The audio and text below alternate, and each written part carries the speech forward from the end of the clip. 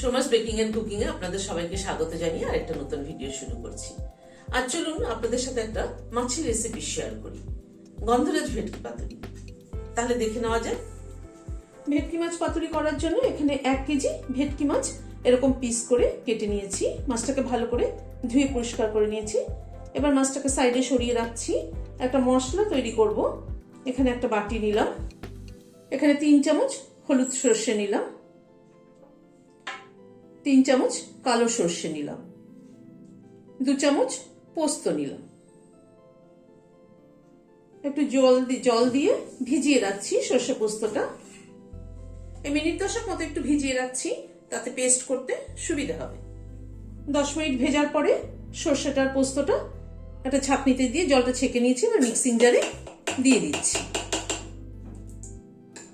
এখানে 4টে কাঁচা লঙ্কা দিয়ে দিলাম, সামান্য পরিমাণ একটু নুন দিয়ে দিলাম, দিয়ে এটা একটা পেস্ট তৈরি করে নিচ্ছি। মশলাটা পেস্ট করে নিলাম। 1 টিস্পুন নুন দিলাম, 1 টিস্পুন হলুদ গুঁড়ো দিলাম, একটা কাঁচা সরষের তেল দিচ্ছি। মশলাটাকে একটুখানি মিশিয়ে নিচ্ছি। যে কোনো ভাপানো বা পাতুরি এ সমস্ত হলে পরে সর্ষের তেলটা কিন্তু একটু বেশি লাগে। সর্ষে পোস্ত বাটার সাথে সর্ষের তেলটা যদি পরিমাণ মতো না হয় তাহলে কিন্তু টেস্ট হয় না। এখানে টক দই দিলাম, এটা জল ঝরানো টক দই 2 টেবিল চামচ।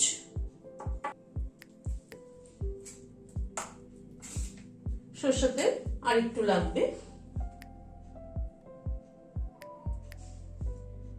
এখানে মোটামুটি আমি সর্ষের তেল 4-5 টেবিল চামচ মতো দিলাম। একটা গন্ধরাজ লেবুর জেস্টটা আমি এখানে ব্যবহার করছি। ফ্লেভারটা দারুণ হয় তাহলে। এই গন্ধরাজ লেবুর জেস্টে পাতুরির ফ্লেভারটা দারুণ সুন্দর আসে। খালি ওপরের সবুজ অংশটা ব্যবহার করব, ভেতরে সাদা অংশটা দিলে কিন্তু তেতো হয়ে যায়।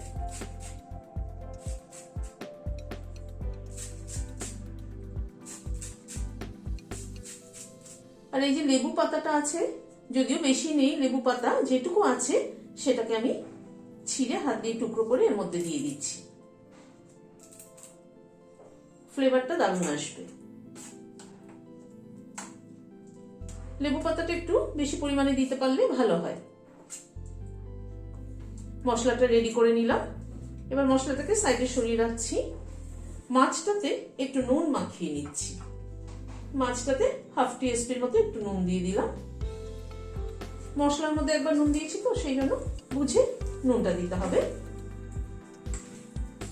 মশলাটার মধ্যে একটু চিনি দিতে ভুলে গিয়েছিলাম, একটু চিনি মেশালাম, 1/2 টিস্পুন একটু কম।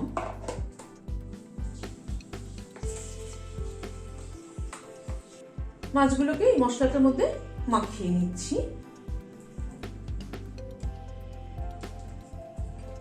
সবগুলো মাছকে দিয়ে মশলাটা দিয়ে মাখিয়ে নিচ্ছি।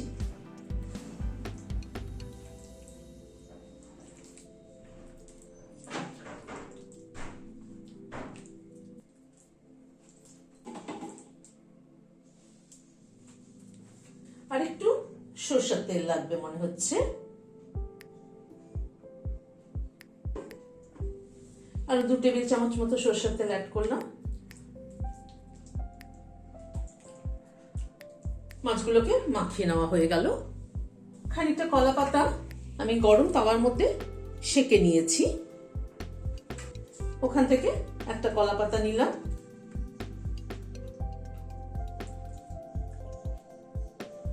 একটা মাছের পিস নিয়ে নিলাম, মশলা খানিকটা দিয়ে দিচ্ছি।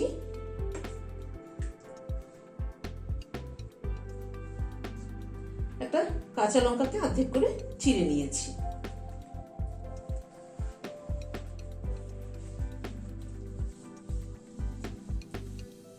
ভাজ করে নিলাম।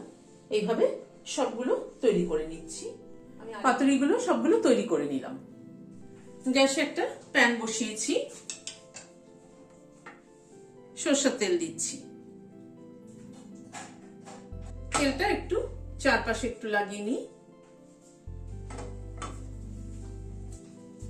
এবার পাতুরিগুলো দিয়ে দিচ্ছি।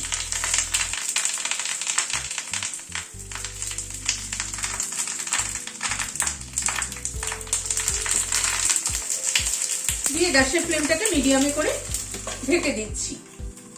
মিনিট 3-4 জন্য ঢেকে দিলাম। 3-4 মিনিট পর ঢাকনাটা খুলছি।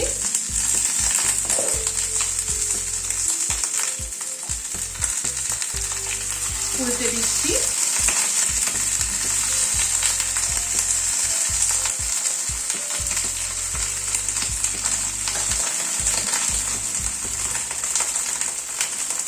আবার ঢেকে দিচ্ছি 3-4 মিনিটের জন্য। কলা পাতার একটা দিকটা কিন্তু পোড়া পোড়া হয়ে গেছে, উল্টো পিঠটাও এরকম পোড়া পোড়া হবে, তবে কলা পাতার ফ্লেভারটা কিন্তু মাছের মধ্যে অ্যাড হবে। আবারও প্রায় 3-4 মিনিট পরে ঢাকাটা খুলছি। কলা পাতা পোড়া পোড়া একটা কিন্তু খুব সুন্দর ফ্লেভার আসছে। ওই পিঠটাও হয়ে গেছে, এবার আমি নামিয়ে নিচ্ছি।